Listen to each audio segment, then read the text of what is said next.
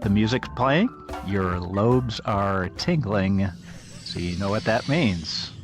The docking ring is now open. It is open.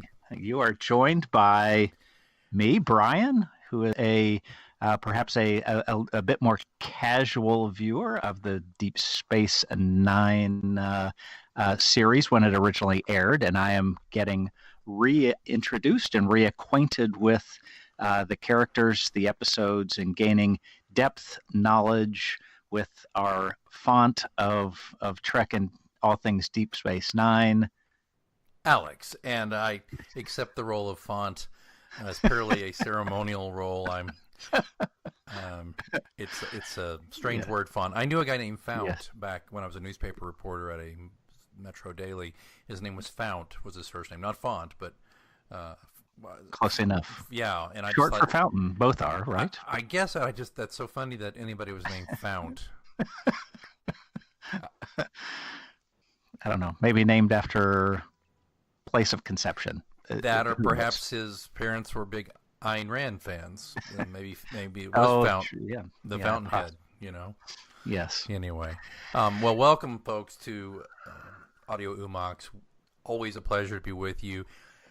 Couple of things real quick before we get into the episode, my friend. Just wanted to make sure everybody knew, if you're not on the Facebook page, it's facebook.com/Audio Hoo-Mons, we have merch. In particular, we have several designs of T-shirts. We have long sleeve, short sleeve, women's styles, unisex styles, V-neck, crew neck, different kinds of textures. And we've got the really soft tees, which I like. I don't like the scratchy, cheaper tees. We have all of that. We also have some other merch there, iPhone cases, little bags, things like that. Window sticker, which I need to order. Dude, I should have ordered some of those for a recent what we left behind thing. I could have handed those out to people. I wonder if I have. We'll catch it next time. Yeah, we'll catch it next time. But the point being, a design created by our own Brian, right here. Inspired, but executed by our buddy Jason, who did a great job with it. But I'm excited. I've got my my blue T-shirt. I love it. It's very comfortable. It's really nice. And I have command red. It very well done. Yes, I like that. Yeah. Either way, it's funny because I would either be red or gold if I were, giving my TOS. But the blue, I just look better in blue. So that's okay. But listen, there's a link in the show notes. There's a link in the Facebook page and on Twitter. It's all over the place. Hoo-Mons. So get the gear and represent. Very good. And then another note, obviously, this is airing after May 13th, when screening of What We Left Behind. But shortly after this, our next episode, we will actually do a red alert. A red alert. So look for that in the coming days. So it may be off schedule instead of our typical Thursday release. It may be a couple days earlier than that, because we will get back together. We'll chat. Hopefully, you all will be involved as well. We'll grab some audio snippets to include as well, and we'll share our thoughts on. Right. And don't forget, even if you don't run into us at our Chicagoland or Kansas City meetup for the What We Left Behind documentary, if you're watching it as a supporter and you've already seen the screener, you've already streamed it on your device and watched it, or if you go to your own location nearby in your own hometown to watch What We Left Behind, don't forget, you can just whip out your phone and record a memo and email it to audiohoomox@gmail.com. It's really simple. There is a link and information on the show notes for that as well. We want to know what you thought about What We Left Behind. I'm excited. All the clips I keep seeing that I keep posting on the Twitter and Facebook are really they're fantastic. The HD really stuff, when I see that on the screen, I don't know. I hope I can hold it together watching some of this stuff. I'm pretty excited. I'm just hoping there are no spoilers. Well, it's so funny you said that. I'm fine with that. It's so funny you I said know it. there are, because I saw an interview with Dax. And so anyway, but that's okay. That's okay. It won't hurt the the moment or the series for me. I thought about that today when I was watching. Like, damn it. Yeah, well, I was watching that, and I was watching. There was a clip where they were talking about Odo and Kira, and I was like, oh man, Oh, Yeah. but I do recall that you did kind of catch the last few I've episodes back in the day. I've seen parts throughout the series, so I'm not I wasn't completely caught Right. off Yeah. guard. It's and for me the interest is in all the pieces leading up to that, and Yeah. to hear him talk about the basically the last half of the last season is all a whatever 11, 12 episode arc. I just greatly look forward to exploring it. Me too. I'm looking forward to this journey we're on. Here we are, Yeah. almost to the middle of the second season, Correct. both of DS9 and our show, and we're looking forward to it. Last week was Rivals, which we didn't love, and we've been in kind of a valley. And I'm wondering, as we pursue our discussion today about the alternate, if are we getting out of the valley or are we still in the valley? Let's find out. Take it away, Brian. Yeah, well, I would say, jumping ahead briefly, I would say this is a marked improvement. We'll just say what one data point does not a trend make is what we'd say in my business, but a marked improvement. So we open up at Quark's, and he's trying to sell bits. Looks like little. I don't know, like a shoe polish cans with bits of his friend Plague in them. Yeah. At could be petri dishes, I guess, but could be a petri dish shoe polish. Yeah, that's funny. Yeah, one of those small candles or something like that. But that leads to Odo showing up and expressing a bit of sense of humor that we haven't been exposed to yet. Odo, that dry, wry, dark sense of humor with his comments about a fascination with the species' death rituals, and him being a being that very difficult for his species to die. Right. I don't know that they age, let alone die. Interesting conversation. And before Odo's dad, this scientist, shows up, really one of the things that I found kind of interesting. Want to go off on just a bit of a tangent? Sure, go. Yeah. At first, I was angry that this subplot line between Quark and Odo, Plague, who apparently is alive, not dead, ends right there before the opening credits and is never talked about again throughout the episode. Oh, that's true. And I'm assuming it just disappears. So at first I'm very angry. Oh. But here's a hypothesis that this is a directorial or a writer's element, a tool to show that all we're seeing on Deep Space Nine is just a sliver of what's going on in the Deep Space Nine universe. Of course. And so these little flashes are not necessarily important plot points, other than they demonstrate that there is a world going on. There is a universe that is progressing through time, and each character has stuff going on outside of what we see. And so to get that, you're left to your imagination, just like you are in your life. You interact with someone a few times or once, and then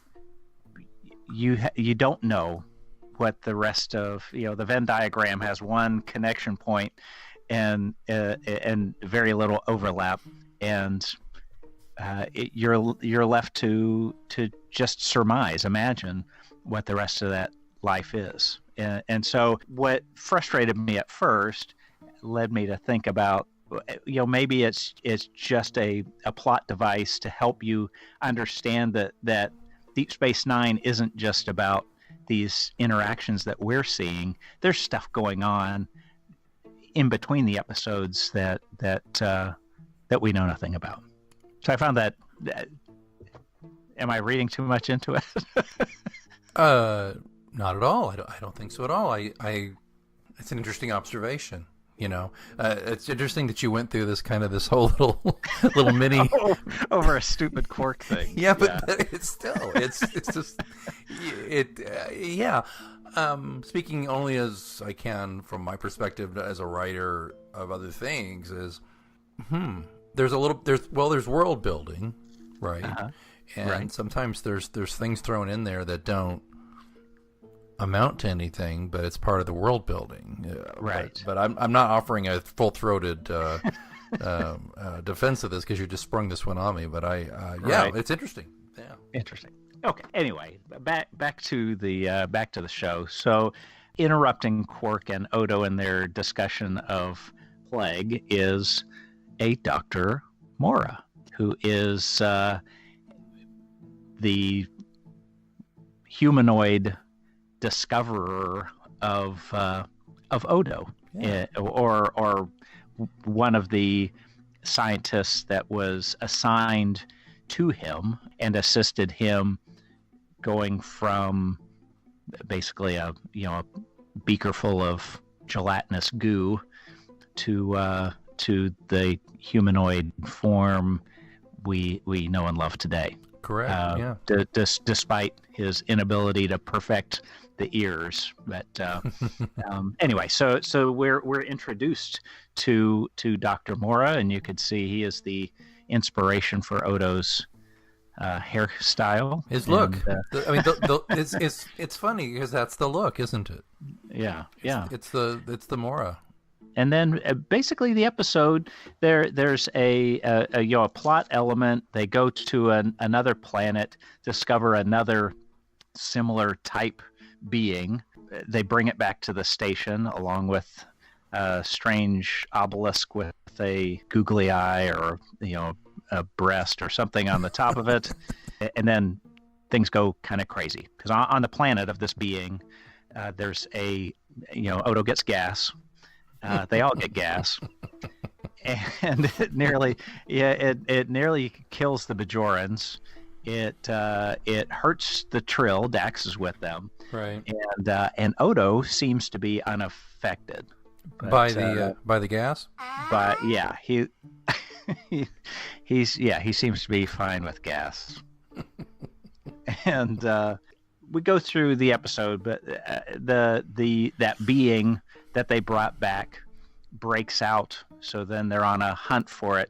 Interesting scene. I love O'Brien's kind of self-talk, like, don't tell my wife that I volunteered for this dangerous thing, and then he really talks about that agreement, that unspoken agreement that he and Keiko have of he doesn't really tell her all that goes on, all the dangerous stuff that goes on at work, and she just accepts that he's making the best decision he can given his set of circumstances, and he goes on. I found that to be an interesting conversation. Me too. O'Brien. Yeah. The O'Brien stuff was pretty good, and then of course he discovers that the life form is turned into some sort of goo. It had, so because it's apparently it requires a much higher level of carbon dioxide and than humanoids do. So going through all the station, it basically suffocated and died, and then just kind of dripped out all over Miles's hand. Yeah, he gets all the fun stuff. So then we have this some stuff goes down where we get into a lot of stuff with the backstory with Dr. Mora and Odo, and it's just interesting. You see from the get-go, Odo is not thrilled to see him. Correct. In a way, when I remember first seeing this, thinking, "Wow, this is almost like somebody who'd been abused," and right? Yes, absolutely. Yeah. And they're being forced to be around their abuser. It's like maybe a child who'd been abused by a parent, and they find being around that parent painful as they become adults, because and that was one way I saw it.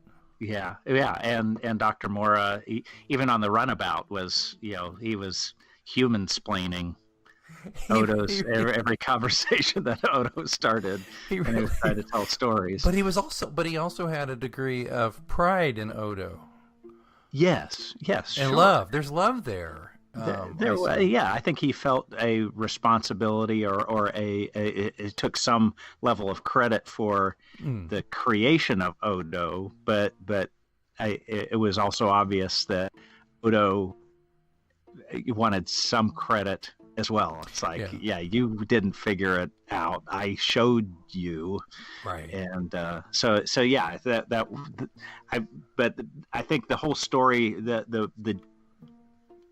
the storyline really focuses on that relationship, because there's several violent episodes happen throughout, and again, if you watch the episode, go watch it. We'll wait. We find out that when Odo is in his sleeping state, recovery state, he's going off and doing bad things. He's acting out, right? Like his subconscious is acting out against Dr. Mora. He turned into this kind of violent, gelatinous glob, broke that other potentially sentient being out to its unfortunate demise. Tried to attack Dr. Mora, and ended up in a confrontation with Dr. Bashir, and then finally was confronted Dr. Mora, but it turned out to be a trap.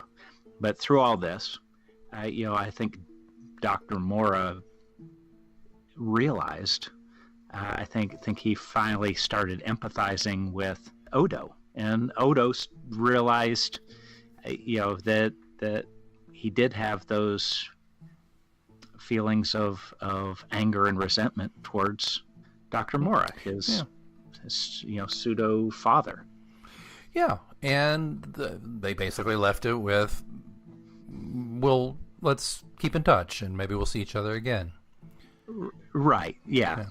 But not come back to my lab and let me experiment on you. Yeah, that ain't happening. And nothing's set. We're gonna Skype every second Sunday or anything like that. It was a little open ended, but giving each other time to heal and maybe be introspective, and then maybe we can still build on the positive parts of the relationship that we had. Yeah, which I found refreshing. I did too. I really found myself just having a good, enjoyable time watching the acting on this one. Renee, as wonderful as usual as Odo, but you saw some really nice moments out of Avery Brooks being a dad to Oh, I love the Klingon opera scene. Is hilarious. When am I ever going to use that? We've all, that's what I used to say about algebra and stuff, right? Yeah. But Klingon opera, at the end when Cisco basically admits, well, when's the last time you heard a Klingon opera? When I was your age. So it's a rite of passage. So. Right, and I like that. I enjoyed seeing that, that, because I'm kind of getting to that point with my kid where she's starting to be like, well, why do I have to do that? I don't want to. And you're torn between wanting to be their buddy or their dad, and I got some strength out of looking at Cisco putting Jake in his place there with that. So that was enjoyable. But I have to just do a shout out to James Sloyan, who came on board. One of my favorite character actors, came on board to play A Mora.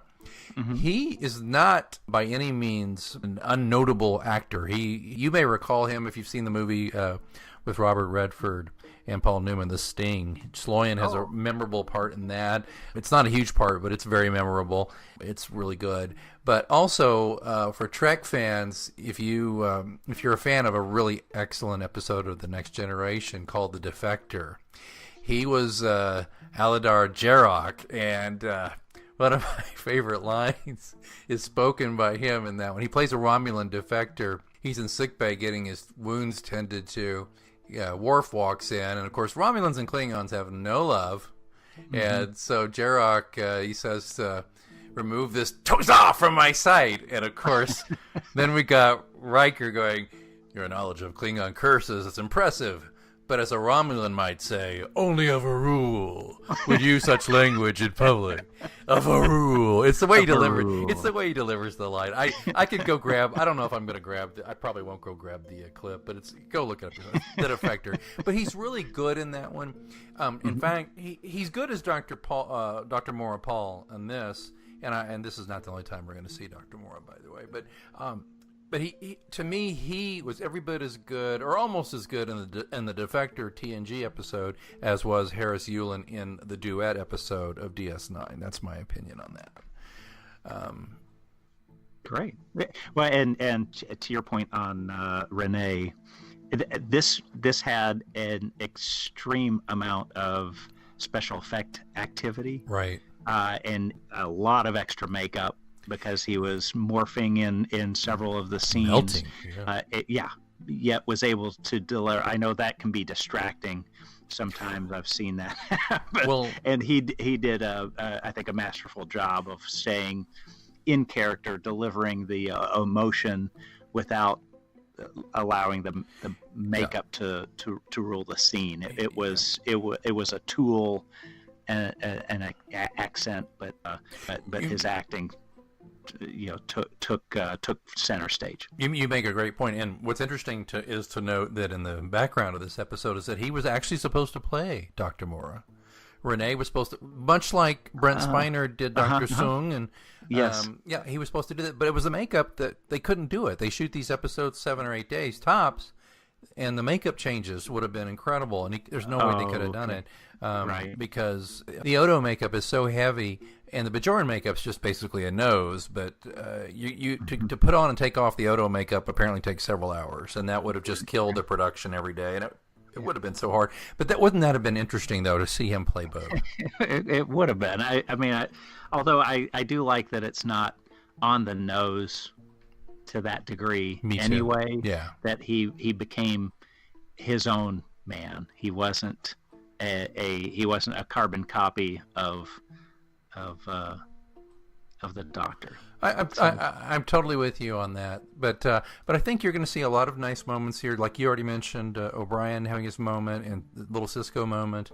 But just watching Sloyan as Dr. Mora interacting with Renee, I don't know, for some reason, man, it was weird. It was like I'd eaten some kind of fancy brownie, because I was just like really just found myself just like enjoying it and like going, right, just the way the lines were delivered. And I know I get a little goofy about stuff like this, but I just was really, usually when acting is so good you don't notice they're acting, and that's not my point. My point was just that I was just admiring the craft of these really quality character actors like Sloyan and Auberjonois just going at it and doing a fantastic job. So I thought it was really good. And the clock on the wall's telling me that I probably ought to throw out, unless you've got something else, Latin. I'm going to go ahead and throw some Latinum at this. Okay, go for it. I'm going to give this one, out of 5 bars of Latinum, this one's getting a full 3 bars of Latinum. I think I could. I will match your 3 bars, and Tongo! And you'll get a can. You get a can of Plague with that as well, if I'm not mistaken. Or something Plague-like. Yeah, I was going to say, because I think Plague's actually alive. I think that's not Plague. Who is it? I don't know. That's not chicken. Well, so another good one. So I guess we can say that maybe cautiously optimistic that we're climbing out of this kind of valley of boredom that we've been in with some of these episodes. And we're looking forward to an interesting one next week with Armageddon Game, where O'Brien and Bashir help to rid 2 races of their biological weapons. However, both governments want to ensure no technical knowledge of the weapons can survive. That can't be good. Interesting. This is good. Like erasing the internet. There you go. Over there out. But this is gonna see some more of the O'Brien and Bashir relationship development. So I'm excited about that as well. Excellent. So, yeah.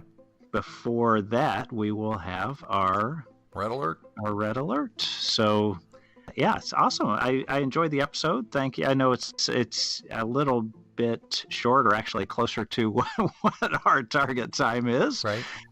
Time flies, my friend. It was a good one. Great talking with you. I love the episode, And as always, enjoy diving in deeper with you. Back at you. And I'd like to remind all of our friends out there, our fans and listeners out there, to please talk amongst yourselves on Facebook. I'm thinking about starting an actual group where conversation can be a little easier. I'll get back to you on that. We got a lot going on, a lot of development, a lot of media. We're spreading out our empire here. We better be careful. We might get into Zinty space if we're not careful, if we go too far too fast. But there's a lot going on. So please check us out on Twitter, Facebook. The usual suspects. Reviews are appreciated but not required. And, of course, if you want to donate, there's a couple of great ways to donate. The fun way to donate to the show is to buy a darn T-shirt with the link in the show notes, because we get a little bit of that money, and that money goes right back into the show. Or you could just, we'll rattle the tip jar here at Quarks one last time today, and you can just hit the link and put a buck or two in on PayPal. So until next time, as usual, I'm Brian. And I'm Alex. And the docking ring is closed.